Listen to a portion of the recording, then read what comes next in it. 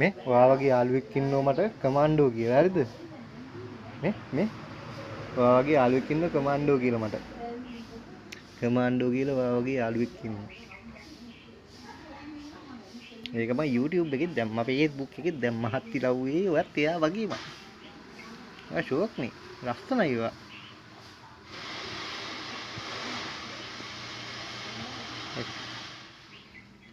ඇයි මාව පාරෙන් දැක්කම බුරන්නේ? මේ ගහනවකෝ. ඇයි පාරේදී මාව එලවන් එන්නේ?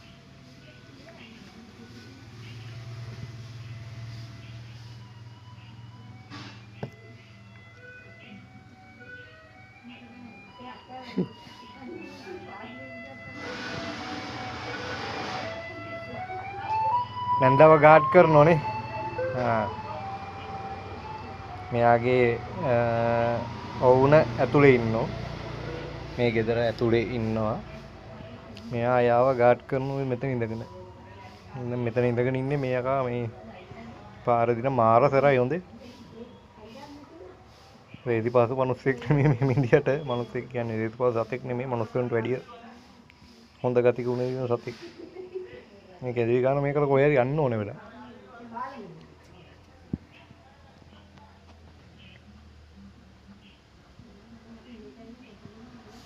අර මං අර කිරි වගේක් හදලා දුන්නේ.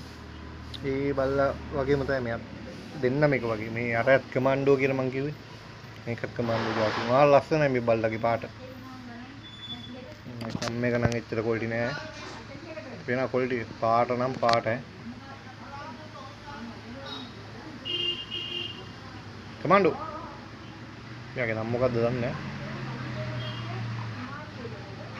ෆැක්ටරි වලට නම් දාලා දුන්නේ කමාන්ඩෝ කියලා. මෙන් මොකද්ද ප්‍රශ්නේ? කියන්න ගත්තා නම් දැක්කද? ආදරෙන් කතා කරනකොට ඒගොල්ලන්ගේ රියැක්ෂන් එක. එකදී මිනිස්සු සාමාන්‍ය කෙට නම් ළඟ ඉන්නවත් බැරි බල්ලෝ ඈ. රාත් ගන්න ෂෝක් එකට වෙන එක නම් හපලානේ. ඔයගොල්ලන්ට බල්ලාට ඉව තියෙනවා වගේ තමයි මෙහෙම දින්නක් තියෙනවා. මේ සත්තුන්ට ඉව තියෙනවනේ. උන්ට අර අපේ හાર્ට් එක කියවන්න පුළුවන් වගේ උන්ට අපේ ආදරේ තේරෙනවා. දැන් මම සත්තුන්ට ආදරේ වගේ තමයි. ඔයගොල්ලෝ සත්තුන්ට ආදරේ නා. දැන් මේගොල්ලෝ මෙහෙම බුරාපයින් නෑනේ. බුරන බල්ලෝ කීප දෙනෙකුත් ඉන්නවා. ළඟට ගියාට පස්සේ නිවෙනවා. මෙයා අවුලන්නේ. මෙයා ෂෝ.